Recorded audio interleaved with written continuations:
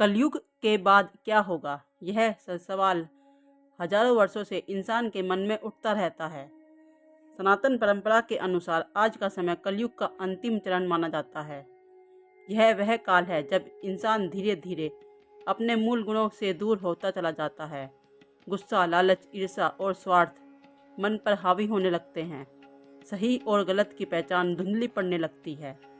लोग जानते हुए भी गलत रास्ता चुन लेते हैं क्योंकि उन्हें आसान और लाभदायक लगता है। धार्मिक मान्यताओं के अनुसार युग में धर्म अपने 4 पैरों में से केवल एक पैर पर खड़ा रहता है। अधर्म का प्रभाव पड़ता जाता है। रिश्तों में विश्वास कम होने लगता है। परिवारों में मतभेद बढ़ने लगते हैं। माता पिता और बुजुर्गों के प्रति आदर घटने लगते हैं। भाई बहन में दूरी आती जाती है।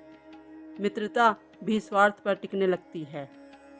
कहा जाता है कि द्वापर युग के अंत में किसी ने भगवान विष्णु से पूछा था कि कलयुग को कैसे पहचाना जाएगा।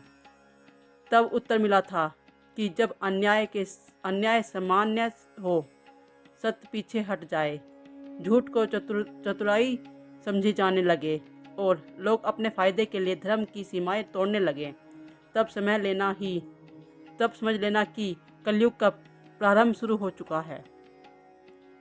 समय के साथ इंसान की सोच और व्यवहार दोनों बदलने लगते हैं। धन को सबसे बड़ी शक्ति माना जाने लगता है। ईमानदारी को कमजोरी समझा जाने लगता है। शिक्षा ज्ञान का माध्यम न रहकर व्यापार बन जाती है। न्याय और सुरक्षा की जिम्मेदारी उठाने वाले भी अपने कर्तव्य भूलने लगते हैं। व्यापार में छल आम बात हो जाती है। रिश्तों में अपनापन कम और दिखावा ज़्यादा रह जाता है।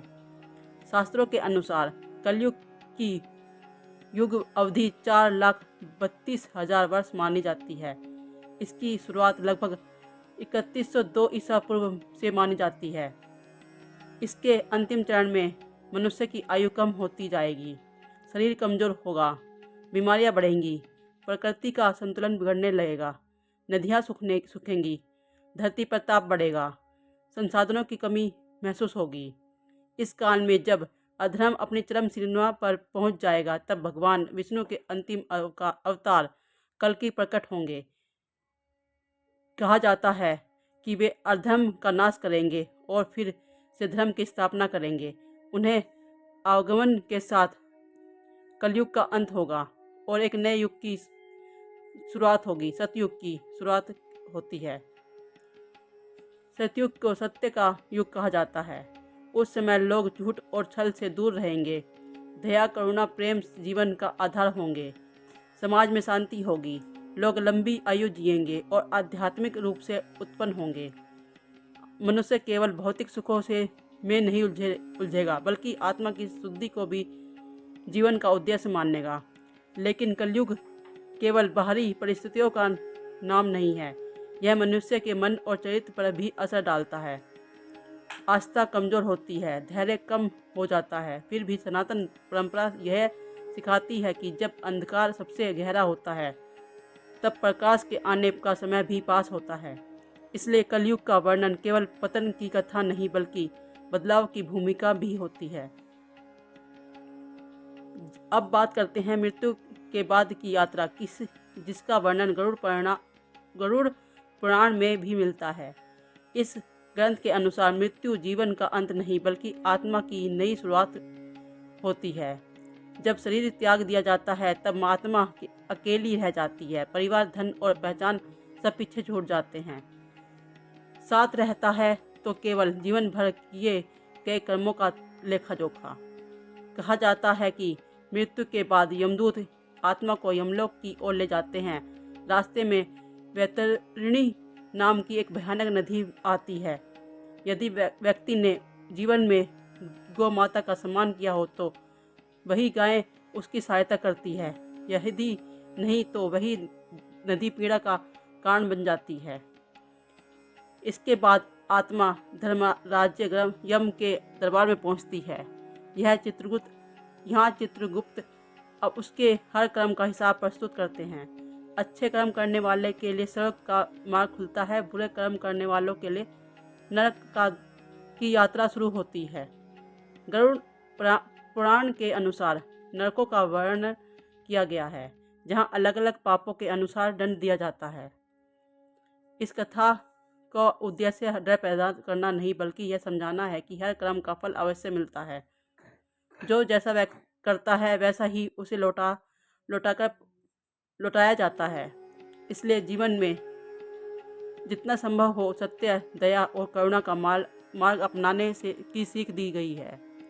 अब बात करते हैं निर्जीवियों की। पहला निर्जीवी है भगवान परशुराम। वे भगवान विष्णु के छठे अवतार माने जाते हैं। उनका जीवन अन्याय के विरुद्ध संघर्ष का प्रतीक है। उन्होंने अहंकारी और अत्याचारी शासकों का नाश कर धर्म की रक्षा की। महादेव की कृपा से उन्हें अमरत्व का वरदान मिला है। मान्यता है कि वे आज भी धरती पर विद्यमान हैं। दूसरे चिरंजीवी हैं अश्वत्थामा। ये गुरु द्रोणाचार्य के पुत्र थे। अत्यंत शक्तिशाली योद्धा होने के बावजूद उन्हें क्रोध प्रतिशोध में से कर्म किए जिनका परिणाम उन्हें अमर पीड़ा के रूप में मिला। भगवान श्री कृष्ण ने उन्हें श्राप दिया कि वे युगों युगों तक पृथ्वी पर भटकते रहेंगे, बिना मृत्यु और बिना शांति के। मान्यता के अनुसार अश्वत्थामा आज भी धरती पर भटक रहे हैं। कई साधु संत और योगी समय पर उनके दर्शन की बातें करते हैं। यह कथा हमें सिखाती है कि शक्ति यदि विवेक के बिना हो तो विनाश का कारण बन सकती है। इन सभी कथाओं का सार यही है कि जीवन में किया गया हर कर्म आत्मा के साथ चलता है। इसलिए वर्तमान जीवन को सुधारना सबसे बड़ा धर्म है। यदि हम हर व्यक्ति अपने भीतर थोड़ा सा प्रकाश जगा ले तो युग परिवर्तन की शुरुआत आज से ही हो सकती है। और इसी संदेश के साथ आज अगर आपको यह कथा उपयोगी, विचार करने लायक, योग्य लगी है तो प्रियदेव दर्शन के लिए चैनल को लाइक करें, सब्सक्राइब करें और कमेंट में जय सनातन अवश्य लिखें। राधे राधे।